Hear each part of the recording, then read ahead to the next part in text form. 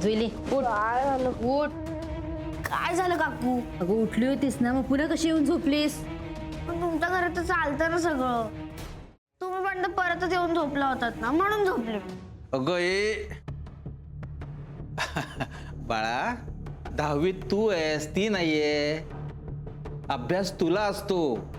मग तर माझ्या आई आणि काकू नेहमीच 10वीत असतात आणि त्यांना कधीच निवांत झोप लागत नाही. आणि ही गादी किती मऊ आहे, छान झोप लागली मला. काकू सकाळी उठल्यापासून किती ग प्रश्न विचारतेस. राहा की जरा गप. काकू प्लीज एक एक एक बोला. नील दादा आल्यावर मी तुमच्याकडे झोपू का प्लीज? तर तेव्हाच तेव्हा ठरवू. आता नको.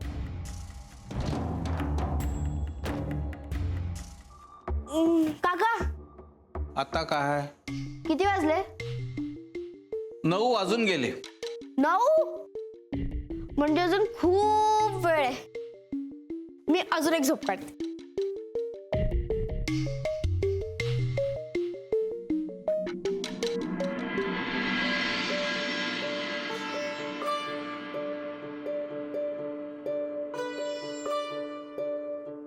वसंता, तू खाऊन घे बाबा. आई 9च वाजतायत, अजून थोडा वेळ वाट पाहतो आणि मग घेतो पोहे. हं? अरे तो येईलच रे. आपलं आयत्या वेळी ठरलं ना, हो. त्यातून तिकीट सुद्धा नव्हतं. पण अनिताला गाडीत बसवून दिल्याशिवाय तो काही हलायचा नाही.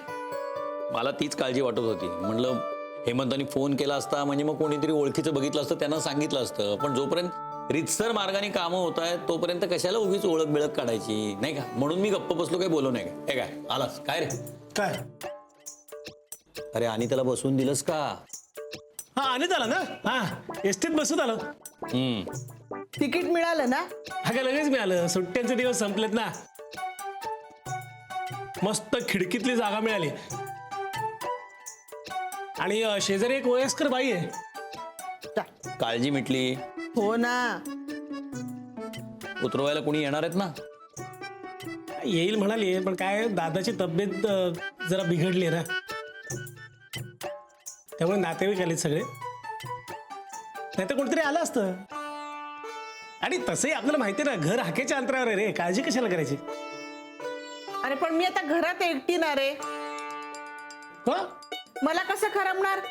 तिची सोबत असायची ना रे मला. हा. आणि तुम्ही जुईल्याला पण सोडून आलात ना स्वानंदीच्या घरी. ए नाही, तिला घेऊन या बाबा ना तुम्ही. नाही, मला कोणतरी बरोबर हवंय ना रे. नील येईस तो राहू देत तिला तिथे. हा. परीक्षेची तयारी तरी होईल ग.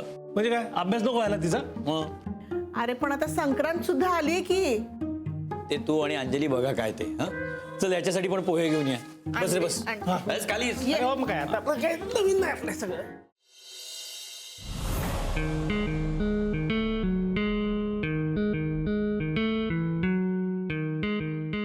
जुईली, अगं असं पांघरून गुरफटून बसलीस तर थंडी जाणारच नाही तुझी. हं? उठ. काकू तुम्ही किती कूल आहात ना. माझी आई असती ना एव्हाना 2-4 धपाटे घातले असते मला. तिला तुझा गळा दाबावासा वाटत असेल. नुसती छळतीये कालपासून. मला ना तुमचं अजून एक खूप आवडतं. काय?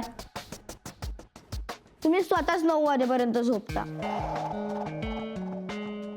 माझी आई तर रविवारी सुद्धा आम्हाला एवढ्या वेळापर्यंत झोपू देत नाही. काकू, मला ना तुमच्या घरात खूप आवडतंय. तुम्ही माझी आई असतात तर काय? आपण किती मज्जा केली असती. तुला आली असती ग मजा. तिला आली असते की नाही कोण जाणे. का नसती आली?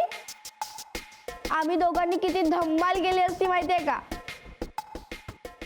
आम्ही दोघं एकत्र कार मध्ये बसून चौपाटीवर गेलो असतो. पाणीपुरी, आईस्क्रीम सगळं खाल्लं असतं.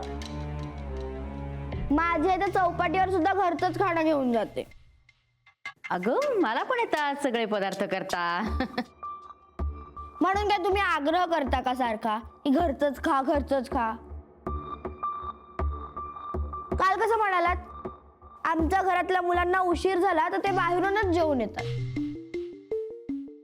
आम्हाला तर असं कधीच करता येत नाही.